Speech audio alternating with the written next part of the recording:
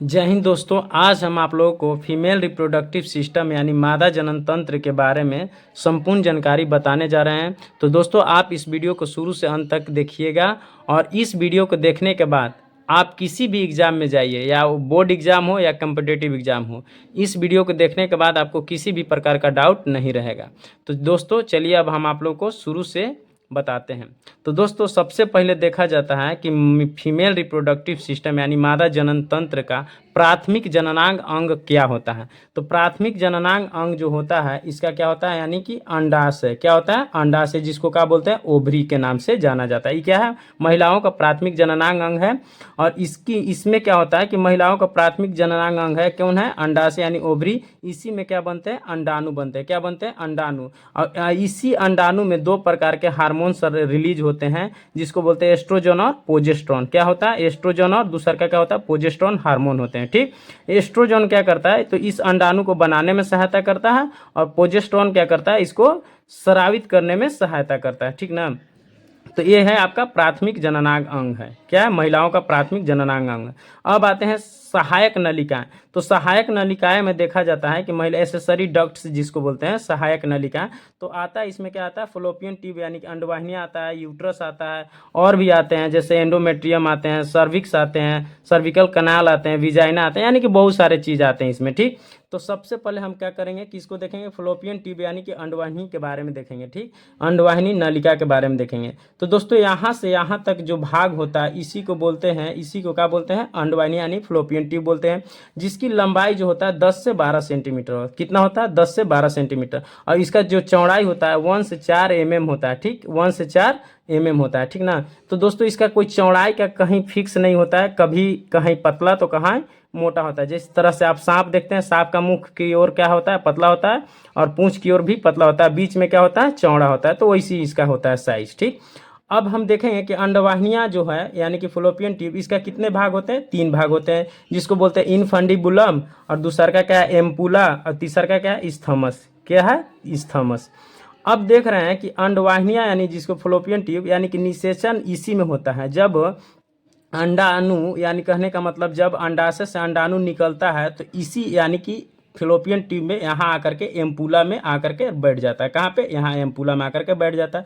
निषेचन यहीं में होता है, यहाँ से स्पर्म जाता है, और निषेचन कहाँ होता है? तो फ्लोपियन ट्यूब में। अगर आपसे पूछेगा कि बताइए कि निषेचन कहाँ होता है, तो फ्लोपियन ट्यूब यानी कि अंडवाहिनिया में होता है। कहाँ होता है? अंडवाहिनिया में। और दोस्तों यहाँ पे देखिए, जो अंडाशय यानी अंडवाहिनी को पकड़ करके यानी अंडाशय को पकड़ के रखने का काम करता है, जिसको क्या बोलते हैं? झिल्ली बोलते हैं। क्या बोलते हैं? झिल्ली, जिसको इंग्लिश में बोलते हैं फिम्ब्रेन के नाम से जाना जाता है। और इसी झिल्ली के यानी अंगुली की जैसी संरचना होती है, इसी झिल्ली के ऊपर जस्ट एक पतला सा क्या होता है? नली होता है, जिसको बोलते हैं फुनेल यानी कि कीप के नाम से जानते हैं। क्या करते हैं? फुनेल यानी कीप के नाम से जानते हैं। और ई जो है यानी कि फ्लोपियन ट्यूब के 3 भाग है, जो कि इनफंडिबुलम।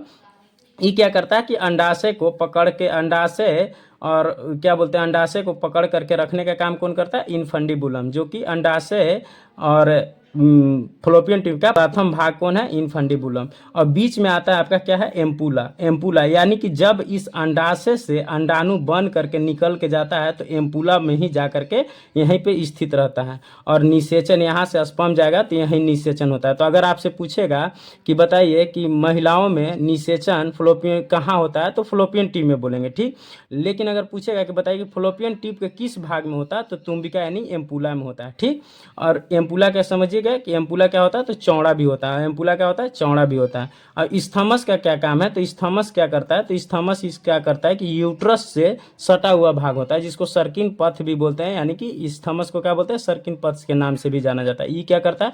यूट्रस और फ्लोपियन ट्यूब को जोड़ने का काम करता है। ठीक है, तो चलिए दोस्तों अब हम आप लोगों को बताएंगे यूट्रस के बारे में। तो यहाँ से जो ये देख रहे हैं पूरा भाग क्या है आपका? ये क्या है आपका? यूट्रस है। ठीक, अब यूट्रस का क्या काम है इसके बारे में जानते हैं। तो यूट्रस की लंबाई जो होता है, अगर देखा जाए तो यूट्रस का काम क्या है, तो यूट्रस एक मांसल खोखला भाग होता है, जिसकी लंबाई कितना होता है? तो 7 से 8 सेंटीमीटर। चौड़ाई कितना होता है? 4 से 5 सेंटीमीटर। इसका मोटाई कितना होता है? 3 से 4 सेंटीमीटर। और आखिर यूट्रस जो होता है उसका आकार कैसा होता है? तो उल्टा नाशपाती का आकार का होता है। इसे बचदानी या ओम्ब के नाम से भी जाना जाता है। ठीक, बचदानी या ओम्ब, ये बहुत ही इंपॉर्टेंट क्वेश्चन है। ओम्ब, ठीक ना, याद रखले रहिएगा। इसे बचदानी या ओम्ब के नाम से भी जाना जाता है। किसको? यूट्रस को।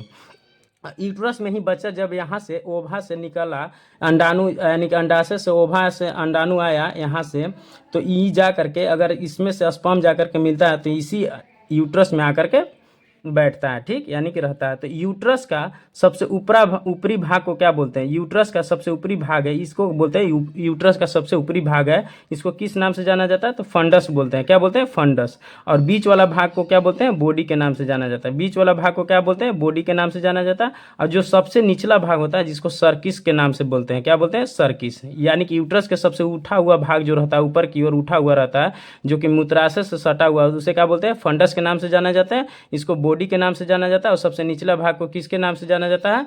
तो आपको सर्किस के नाम से जाना जाता है। किसके? सर्किस के नाम से जाना जाता है।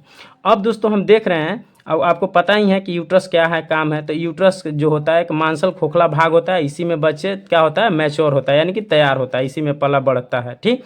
अब इसका लंबाई कितना होता है? तो 7 से 8 सेंटीमीटर। चौड़ाई कितना होता है? 4 से 5 सेंटीमीटर। मोटाई कितना होता है? 3 से 4 सेंटीमीटर। ये कैसा होता है यूट्रस का आकार? तो उल्टा नाशपाती के आकार का जैसा होता है। इसे ओम या बच्चेदानी के नाम से भी जानते हैं। अब आते हैं यूट्रस के जस्ट नीचे वाला भाग में हम आएंगे, तो ये भी क्या है? यूट्रस से ही सटा हुआ नीचे का भाग है, जिसको बोलते हैं एंडोमेट्रियम है। जो यानी कि जो अगर सटा हुआ भाग है, सबसे पहला भाग यूट्रस के जस्ट समीप होता है, इसको बोलते हैं एंडोमेट्रियम। और उसी का जस्ट बीच वाला भाग को बोलते हैं मायोमेट्रियम। और सबसे अंतिम भाग को बोलते हैं पेरीमेट्रियम। एंडोमेट्रियम क्या करता है कि जब इसमें से अंडाणु यहाँ से ओभा से अंडाशय से अंडाणु निकल करके यहाँ जाता है, और अगर ये यहाँ से स्पर्म नहीं जाता है, यहाँ से क्या होता है? स्पर्म यानी कि योनि, यानी कि यहाँ से योनि विजाइना यानी योनि के द्वारा अगर स्पर्म नहीं जाता है, तो ये अंडाशय जो है क्या होता है? अंडाणु क्या होता है? खराब होकर के एंडोमेट्रियम के रास्ते, यानी कि यहाँ पे पतला झिल्ली होता है, जिसको बोलते हैं एंडोमेट्रियम बोलते हैं। क्या बोलते हैं? एंडोमेट्रियम। यही एंडोमेट्रियम ये अंडाशय को क्या करता है? खराब करके इसी के रास्ते से क्या करता है? बाहर करता है। तो आप बोल सकते हैं कि जब मासिक चक्र के दौरान जब गर्भधारण नहीं होता है, तो इसी एंडोमेट्रियम मसल्स होते हैं जो कि क्या करता है? ओभा यानी कि अंडाणु को क्या करता है? स्रावित करने का काम करता है। कौन करता है? एंडोमेट्रियम। और मायोमेट्रियम क्या है? तो मायोमेट्रियम क्या है? ये मांसल भाग होता है। ये भी क्या होता है? मांसल भाग होता है, जो कि बीच का भाग होता है। ये क्या करता है? संकुचन का काम करता है। क्या करता है? संकुचन। जैसे मान लीजिए किसी को बच्चा हो रहा है, तो बच्चा के होने के दौरान ही क्या करता है? इसमें संकुचन उत्पन्न होता है। क्या होता है? संकुचन उत्पन्न होता है। और यही क्या होता है? फैलता है और सिकुड़ता है, जिसके चलते बच्चा आसानी से इसके द्वारा क्या होता है? रिलीज हो जाता है, ठीक। पेरीमेट्रियम क्या है? तो पेरीमेट्रियम इसका बाहरी भाग है। पेरीमेट्रियम क्या है? इसका बाहरी भाग है, जो कि इन दोनों को क्या करता है? सुरक्षा देने का काम करता है, ठीक। और जस्ट उसके जस्ट हम नीचे आएंगे, यानी कि पेरीमेट्रियम, एंडोमेट्रियम, मायोमेट्रियम के जस्ट नीचे आएंगे, तो इसको बोलते हैं सर्विक्स। क्या है? सर्विक्स, योनि के। और देखिए एक सर्विक्स क्या करता है, जिसको बोलते हैं गर्भाशय ग्रीवा, यानी कि ये क्या करता है? योनि और यूट्रस को जोड़ने का काम करता है। सर्विक्स क्या करता है? यूट्रस और योनि को जोड़ने का काम करता है। कौन करता है? सर्विक्स। इसको म्यूकस के यानी कि चिपचिपा पदार्थ, इसमें से क्या होता है? म्यूकस। म्यूकस यानी क्या होता है? चिपचिपा। म्यूकस का मतलब क्या होता है? चिपचिपा। इसमें से क्या होता है? चिपचिपा पदार्थ होते हैं। क्या होते हैं? चिपचिपा पदार्थ।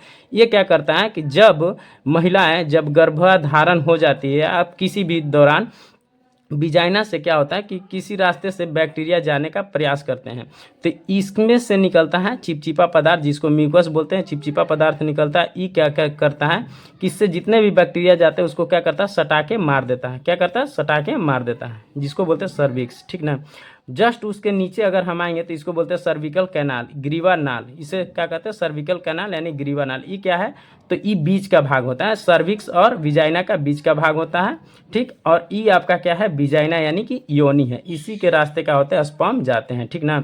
और ये दोनों का अगर हम मिला देते हैं तो इसे क्या बोलते हैं? बर्थ कैनाल के नाम से जाना जाता है। बर्थ कैनाल के नाम से जाना जाता है। तो क्वेश्चन पूछता है कि बताइए कि बर्थ कैनाल यानी कि जन्म नाल किससे मिलकर के बना है? तो आप बोल सकते हैं कि सर्विकल कैनाल प्लस में क्या है? विजाइना यानी योनि से मिलकर के बना होता है।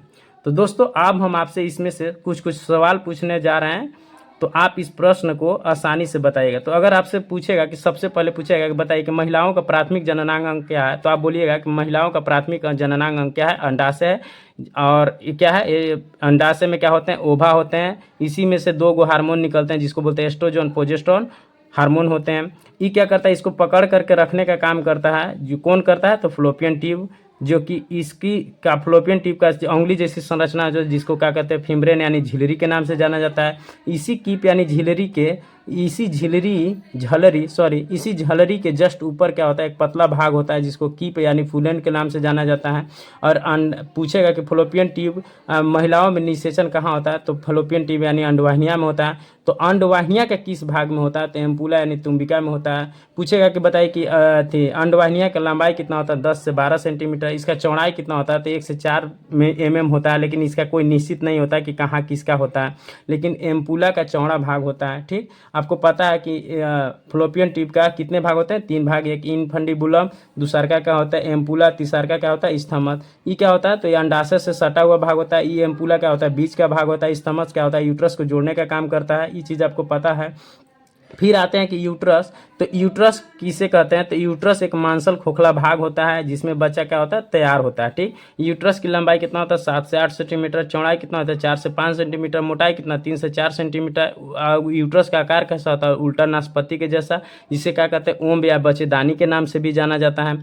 ठीक, फिर पूछेगा कि बताइए यूट्रस के सबसे उठा हुआ भाग होता है उसे क्या कहते हैं, तो फंडस के नाम से जाना जाता है। बीच वाले भाग को यानी कि बॉडी कहते हैं। सबसे अंतिम भाग को क्या कहते हैं, सर्किस कहते हैं। किससे नाम से जाना जाता है, सर्किस के नाम से जाना जाता है। यूट्रस के जस्ट आते हैं तो यूट्रस के पास एक पतला लेयर होता है जिसको बोलते हैं एंडोमेट्रियम। बीच वाले लेयर को क्या बोलते हैं, मायोमेट्रियम। और सबसे अंतिम को क्या बोलते हैं, पेरीमेट्रियम। जब पीरियड होता है महिला के, जब मासिक चक्र के दौरान अगर महिला गर्भवती नहीं होती है, तो यही इंडोमेट्रियम के मसल्स होते हैं, जो पतला लेयर होता है, इसी के रास्ते क्या होता है, अंडाशय से जो बना हुआ रहता है ओभा यानी कि अंडाणु, वही खराब होकर किसी के रास्ते से क्या होता है बाहर होते हैं। मायोमेट्रियम का क्या काम है, तो जन्म के समय क्या होता है, संकुचन होता है, ये फैलता है, सिकुड़ता है। पेरीमेट्रियम इसको बाहरी से सुरक्षा देता है। ये क्या है, सर्विक्स क्या है, तो सर्विक्स है यूट्रस का सबसे निचला भाग, और योनि और यूट्रस को जोड़ने का काम कौन करता है, तो सर्विक्स यानी कि गर्भाशय ग्रीवा, जो कि म्यूकस यानी चिपचिपा पदार्थ होता है। ये क्या करता है, इसके रास्ते अगर विजाइना के रास्ते जितने भी बैक्टीरिया जाते हैं उसे क्या करता है, सटा के मारने का काम करता है। सर्विकल क्या है, सर्विकल कैनाल यानी कि ग्रीवा नाल, ये क्या है, बीच का भाग है, यानी कि इसी रास्ते बच्चे क्या होते हैं जन्म लेते हैं। और विजाइना यानी योनि क्या है, इसी के द्वारा क्या विजाइने के थ्रू क्या होते हैं, स्पर्म यानी जाते हैं। ठीक, और ये दोनों को अगर मिला देंगे, सर्विकल कैनाल और विजाइना दोनों को मिला देंगे, तो इसे क्या कहते हैं, बर्थ कैनाल यानी जन्म नाल के नाम से भी जाना जाता है। तो चलिए दोस्तों, अब आप करते होंगे कि आप इस चैप्टर को अच्छी तरीक़ा से समझ चुके होंगे। आप इसी तरह का वीडियो अगर पाना चाहते हैं तो मेरा चैनल को सब्सक्राइब कीजिए और ज़्यादा से ज़्यादा दोस्तों तक शेयर कीजिए। चलिए दोस्तों, धन्यवाद।